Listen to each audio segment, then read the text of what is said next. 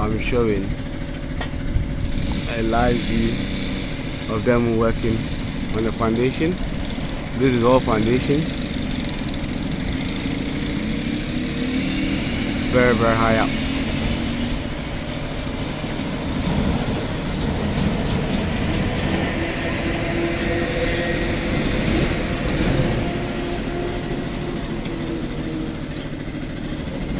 And that's the guy bringing the mortar down. There it is. They've mixed it already, and they're bringing it. It's gonna bring it down in the wheelbarrow all the way down.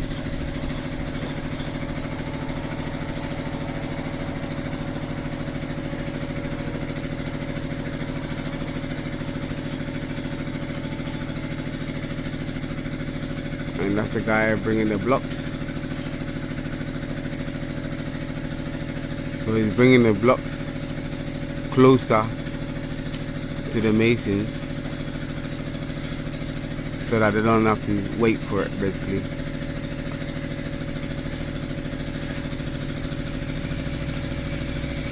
And that's them doing they've done the mortar already.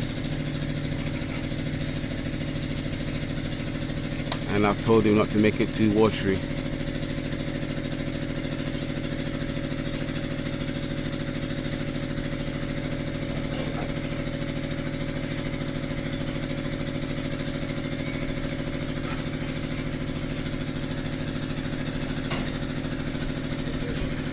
The noise you hear in the background is the block making machine, so you ain't gonna travel that far. That's the only good lucky thing. I ain't gonna travel that far to get some blocks. We've got 6-inch blocks and 5-inch blocks. So if you get a chance, if you need any blocks, let me know. Then I'll speak to my neighbor who cuts the blocks to get you some. But yeah.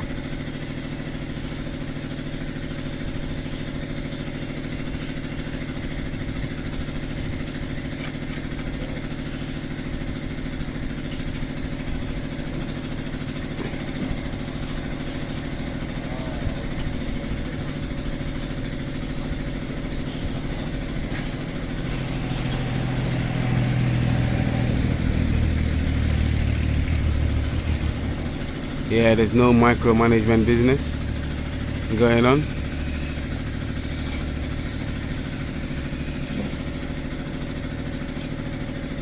The person that's got a job or the masons have a set amount that they do.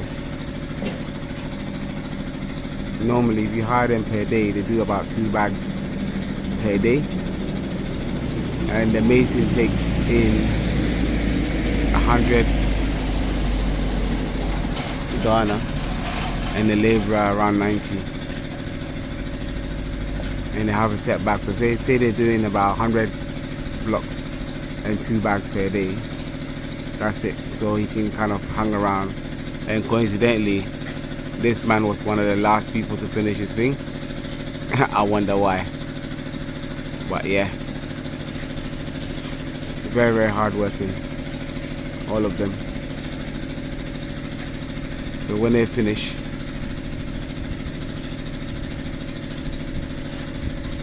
they will literally, I think they're having a break on Sunday, so most of them don't work on a Sunday. They'll probably go to church, and then Monday resume their work.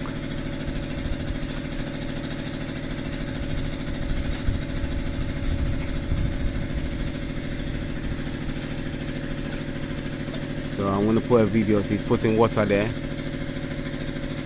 to dry a little bit so that I can bond with the concrete, because it must have over dried. Well, nothing has over dried, but it must have dried a lot. So they just put a bit of water and then put a bit of just to make it kind of bond with their blocks.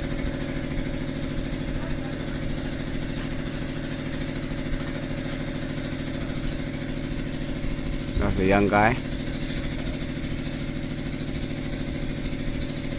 If I was responsible for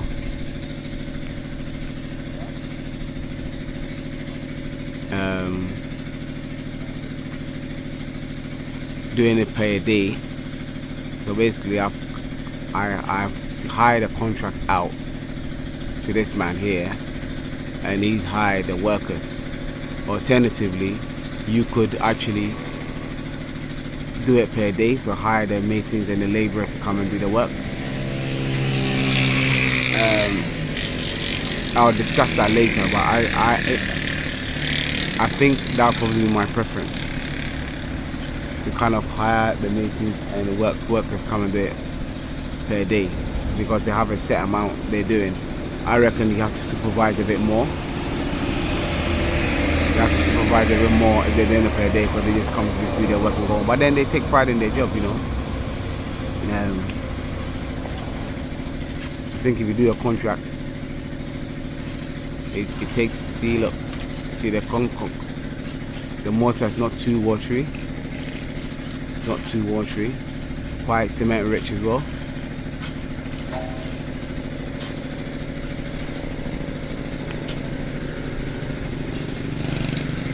So if I was to do it, I probably would have hired one more laborer.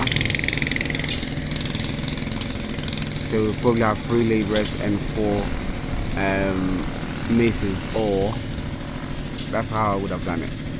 But obviously he's got his team, so I'm not interfering with that. As long as they're getting along with their work, you pay them, he'll pay them with the money that is charged, and then that's it. And I think if one of them also gets a job, then they also hire the rest as well, so they got good teamwork here. And they're from a mixture of different languages as well, so I wish my airway was good. I knew I should have learned airway. I've been trying to learn it. I'm in the airway group, so I can understand them, but I think some of them speak Chi and Ga and everything, so they got good banter going on, and then that's it. Just to raise morale. Sometimes when you're here, lunchtime, breakfast time, you can just, you know, provide something, extra water, extra drinks, keep morale going, you understand? And this is the guy, they're putting the sand back in the trenches, so as they've done it, they put it in there because they're going to put sand next to it anyway. They're going to put all the holes next to the foundation. They're going to put the sand back.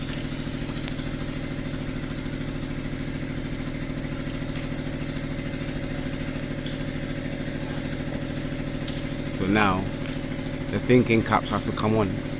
When they finish, they're going to do a beam around the edges, around here, all the way there and back. And in terms of the timeline, no one's suggesting when to do it.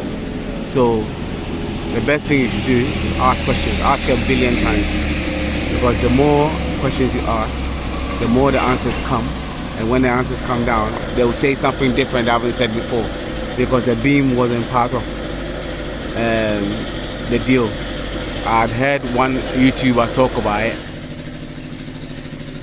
and then this guy mentioned it, and he never mentioned it all through the previous briefing. So I now know the steel bender needs to come in. So I'll probably call him on Tuesday. No, they're due to finish around Tuesday. I'll probably call him tonight or tomorrow, just to give him a heads up, so that if he's got another job somewhere, he can come and do it.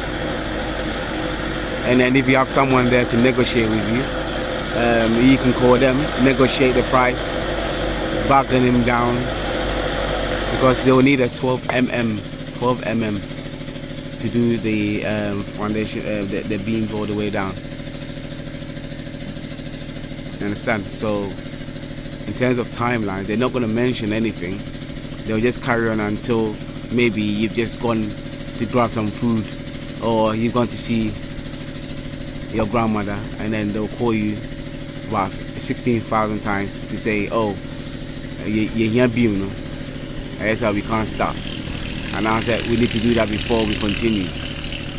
So the more questions you ask, the more prepared you are, and then you can kind of have a timeline in terms of the cost as well, because obviously it's going to cost me money, and as it's going to cost you, then you need to prepare ahead of time, and know where you can break. For example, if they finish the middle bit, yeah, you could break. You could take a break until you have money to continue. So when they finish doing the block work, the next thing would be to do the beam, as I mentioned, and then fill in the sand with the laterite sand. Now, in terms of the sand coming in, I could probably do the manhole over there or here, and then use that sand to help me fill it in.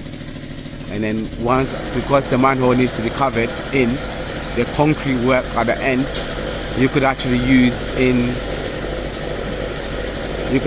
the concrete the same time to do the manhole. Because if I hire a concrete mixer, it would make sense to kind of use the machine at the same time. You understand? So all these things need to be planned well by asking questions and knowing what steps you're going to take before. I've questioned the cement. I was here early because I wanted to see the mixture or the cement, which was 2 to 5 wheelbarrows. So 2 cement bags to 5 wheelbarrows, and I wanted to make sure it had the correct mixture. Luckily, I don't have to go far as well for the cement. So when they collect it here, I'm having to confirm it with 2 different people how much it was used. But if you're not around, then you need to know that, you know, how much was used, especially if you're not around. If you can kind of deal with the cement person that sells it, then at least you can collaborate and know how much was collected. Obviously, you wouldn't know what mixture they did. So that's a little loophole. If you're not around, you wouldn't know. And if they do 1.5, or if they just do less and take 1, obviously you have to be positive around it. But what I'm saying is, it goes towards your building as well. So you have to make sure you got a strong building. I'm using a 50